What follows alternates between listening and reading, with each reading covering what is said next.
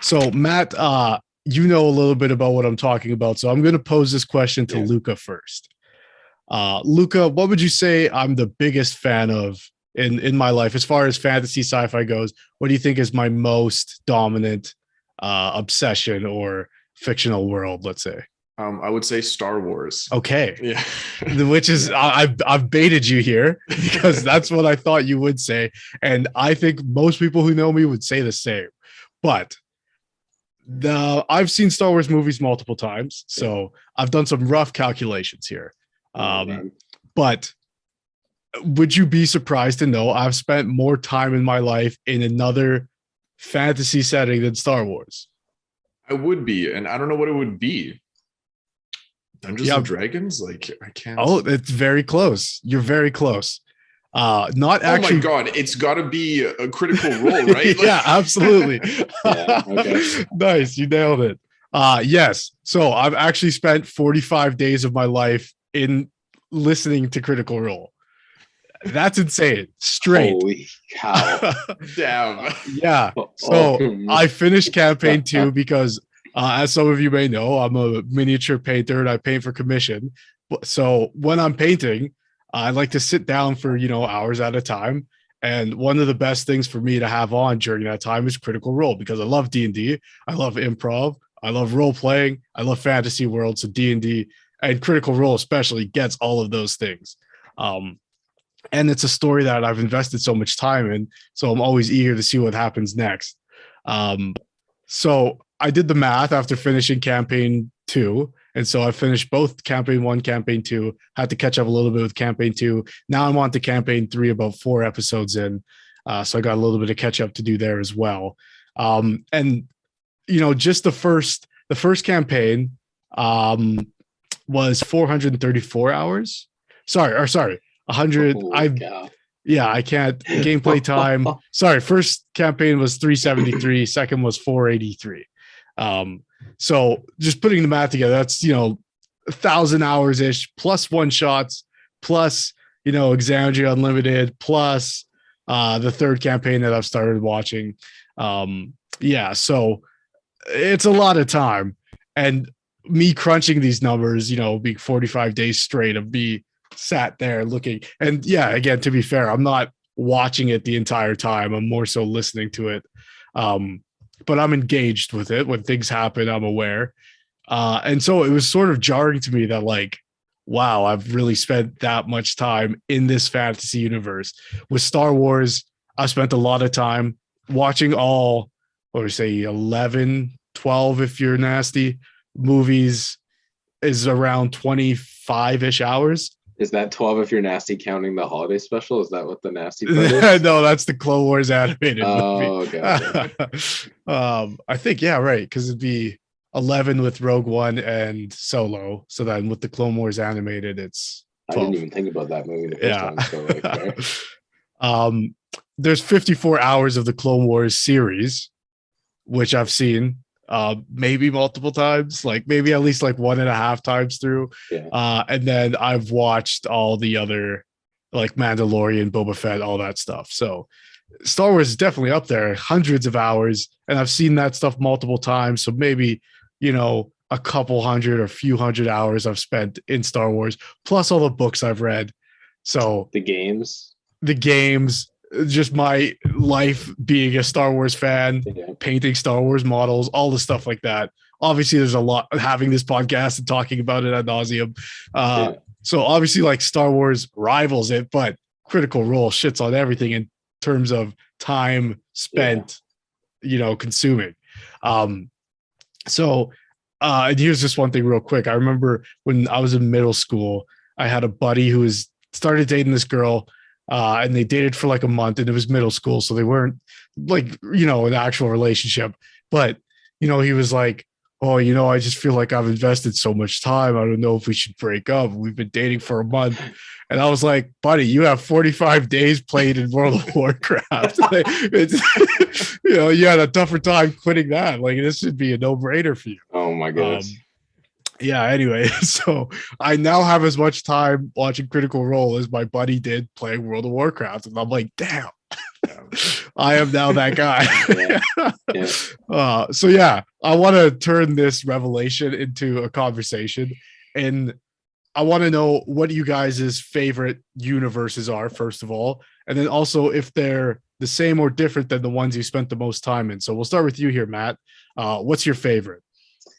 Man, that is a super tough question. I think like the easiest two for me to point out in terms of time spent with is Star Wars is up there because I've seen all this stuff like you have. Yeah. Might not have watched the movies as many times. But there's the Mass Effect universe I've spent a lot of time in, just replaying specifically like that second game and usually getting a solid like 20 to 30 hours out of it. I mean, Dragon Age, another series I've put a lot of hours into. Yeah. The Witcher, tons of hours in those games. So, but picking like an overall favorite, I don't know. That's hard. I haven't done the Critical Role stuff like you have, so I can't just immediately go to 45 full days of content. Plus that, I guess there's another few hours of the show that I watched. Yeah. But yeah, no. Small matter of a massive Amazon hit TV show. Oh man. I think my favorite might just be Star Wars because it's got like the fantasy elements from both medieval fantasy and sci-fi combined into like one singular show or universe concept, and it just has the possibility for everything. Mm-hmm. Like I like to ask my friends sometimes like which universe would you rather live in, and Star Wars usually wins out just because there's so many opportunities to do something different and unique in the world, no matter like where you start out because of how space travel can work. Mm-hmm. Yeah, like I would much rather live in the Star Wars universe than like most fantasy worlds, which are like medieval, brutalist, like tough to survive. I think Star Wars will be my answer for favorite, and then like a Mass Effect would be total hours, maybe. Mm-hmm. Yeah, it's funny too because I'm like, have I watched more Critical Role than I've played Skyrim? And I think the answer is probably yes at this point. I played Skyrim on like 4 different consoles at this point. So Will definitely not, but me, I don't know. Well, let's move to you here, Luca. What's your favorite, and then what's the one you've probably spent the most time in? And are they both the Goblin King or Emperor? Yeah. Honestly, in terms of books, I've reread that book the most times of any book.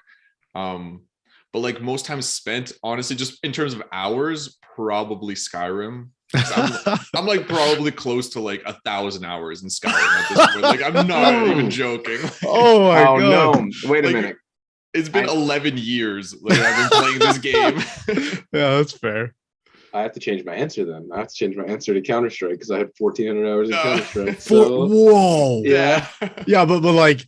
Okay, so that's the most, but that's funny because Counter-Strike is just like Earth with guns. Pretty much. It's just a war simulator. It's the weirdest game of diffuse that you've ever seen in your life. Yeah. Oh man, that's hilarious. Like I definitely had a lot of, I think by the end of it, in that era, I had like 22 days played of Modern Warfare 2, which when I think about it now, I'm like, man, like indoctrination is real. But yeah, I don't know. Counter-Strike is a weird one because it's a game, obviously. So it's not like you're just taking in story. Yeah, it's a hobby in itself. You don't know about the Counter-Strike deep lore? Like, deep lore. Which is funny because like then there are games like say like Overwatch or like what's that other one? Valorant? That's a newer one. That's like a similar type of not Fortnite, but it's like Valorant, I think. Yeah. Okay. Yeah. There's games like that like have the lore. They do have lore. And they're first person shooter. Even Halo. League of Legends now. Oh no. Yeah. So like I guess my question is like for those ones. Oh wait, Luca, what was your answer? Was Skyrim? Sorry. Yes. And then what would you say is your favorite? I don't know that I have like just a favorite universe. Like I spent so much time in like Lord of the Rings too, like Middle Earth. Honestly, right now it's got to be like the creations of Anthony Ryan. I've just been like tearing through his work. I win the podcast. Oh, I love that. Yeah. Okay, so that leads to my next question though. Like something like Skyrim, or even something like League of Legends, or even in your case, Matt, like Counter-Strike. Like there's the appeal of the actual gameplay, right? Yeah. Like for Skyrim, it's like you love Skyrim as a place, but you probably wouldn't hang out there if you weren't in control of like a person, right? Mm-hmm. I don't know if the Skyrim TV show would have been successful if not for the game, like in a hypothetical world. Yeah. So I guess my question is like, what is it about these worlds that you spent more time in, beyond just the gameplay? Is there aspects of those worlds, like say something like Mass Effect, like you were saying, Matt, like because there's sort of like a limitless, or not limitless, but like so much to do and difference that you can change to the actual story. Like, is that the element that brings you back? Is it the world itself, or is it the gameplay? I think it's for Mass Effect, it's at this point, like I've played the game so many times that like there's not that many different endings that I can realistically try and play through at this point. I mean, I think it's mostly the characters. Just so many really lovable characters that you just want to go back and play again and again to see. Like Garrus has to go down as one of the greatest companion characters in all of gaming history. Like that scene in Mass Effect 3 where you're just hanging out on the Presidium in the Citadel and you're just shooting like bottles of whiskey or alcohol or whatever in a very illegal place, and you're both like, look, man, if anybody rolled up to try and stop us, we'll be like, hey, I'm Commander Shepard, I'm Garrus. No one is going to tell us to stop doing this at that scenario. Right. And it's just like a great moment. And just the way that the interactions with the characters can change the gameplay itself. It's not so much like the choices and the outcomes, it's the way that the characters can react and change things with you. Like if you're trying to prioritize a relationship with one character, you end up taking a different story path sometimes because their personal mission has different outcomes based on how you want them to perceive you. Stuff like music plays a big role as well, especially in things like games and movies. I think that's the one thing that books kind of fall behind in for picking something like a favorite world, where it's all well and good to be able to like explore within your own imagination, but music is one of those things that's really hard to try and imagine in those scenarios. Whereas like if a video game or a movie really like bangs out a fire soundtrack to go along with what you're doing in game, it just elevates it entirely. And like Mass Effect has a great soundtrack and it helps a lot with that as well.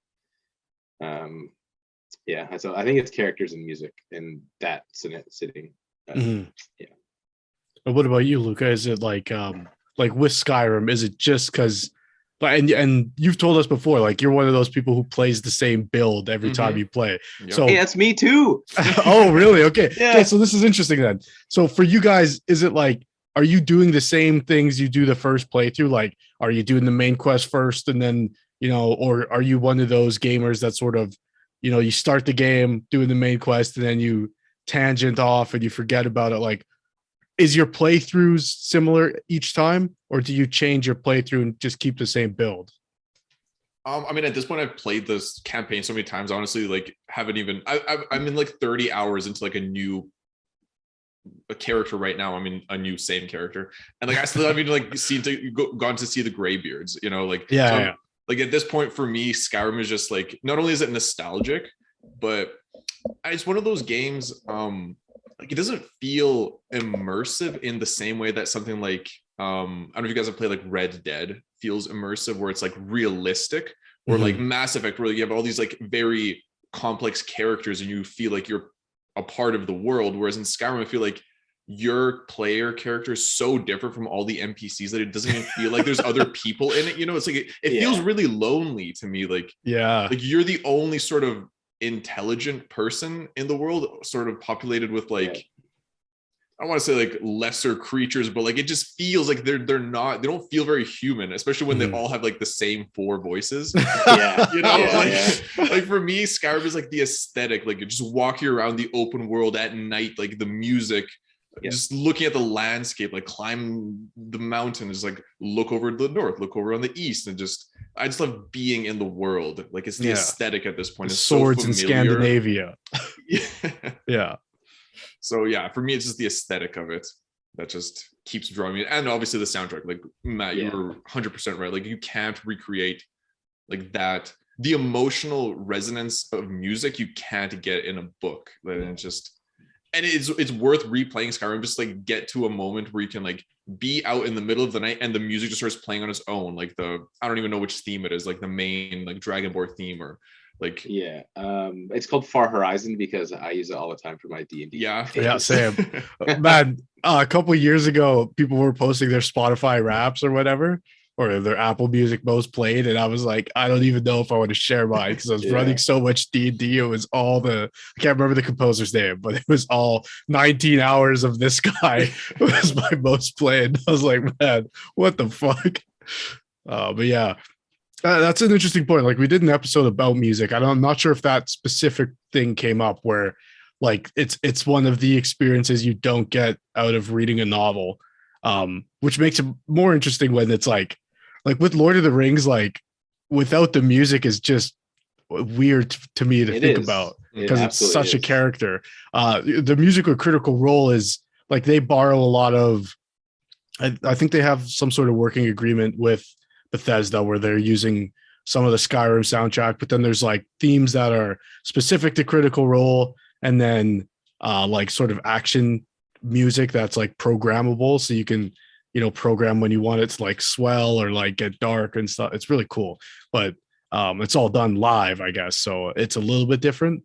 So I don't know if that's one of like the draws for me in that, but yeah, I think I don't go to Skyrim, like I don't play Skyrim to experience the music, but when I get there and I'm playing Skyrim, it feels like a nostalgic hug. You know what I mean? It's like, oh yeah, I do remember this place based off the sound. I mean, I've replayed The Witcher 3 just to like get into a fight scene and have that like Steel for Men or like Silver for Monsters start playing. Like that's again, just banger D&D battle music. It's so good. It's so good. See, if that song comes on, Luca, I think of playing D&D with you before I think of playing The Witcher, because I haven't played The Witcher that much. Yeah, I use that soundtrack all the time. I stole missions out of The Witcher 3. Yeah. Oh, man. Yeah. I just thought it was interesting to talk about, favorites versus most times. But Critical Role is one of my favorite things, but it's not my favorite thing. Mm-hmm. I actually started watching the animated show on Amazon. And what do you think? I really liked it. I think I finished the first 4 episodes. Nice. I was like, I'm into it. Obviously, it's fantasy. It's D&D. It's I'm still winning the podcast. Hey, there's a really, really cool review show called Lords of Lore. I think alongside the release of that show. Yeah, check it out. I lost my train of thought. But yeah, no, the Critical Role is definitely up there for me. And because it's expanding so much, like, we talk about D&D, they have Critical Role D&D books that are legitimate, and you can put them in your games. You can play a game in the Critical Role universe. I am a person that struggles with stuff like that. Like Matt, friend of the show, Cam and Mal, or I think more specifically, Mal has asked me like, yo, like, you love Star Wars so much, do you want to play in a Star Wars RPG game? And I'm very firmly like, man, I would not be good at that. I am the canon and like lore is too ingrained in my head that I'm like, if you deviated from anything, like, I couldn't help myself from being, well, actually. You're just pulling up like deep references from books that came out like 20 years ago, and you're exactly like, oh, this. Well, actually, Utapau is in the Outer Rim type of stuff, I don't know if I could like separate myself from stuff like that. But anyways, Critical Role has like comic books. It has the animated show. It's got 1,000 hours of the played game, all this stuff. So it's I think in time, as it grows and expands, like, it's definitely one of those things for me now. I've watched all of it. That like, it is one of those things I feel like defines my love of fantasy, but I don't know if it's my favorite. So it's weird that it's the one I've seen the most.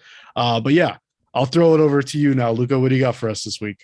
I have a topic that is a fantasy trope that has been coming up in stories I've been reading. And it's very used.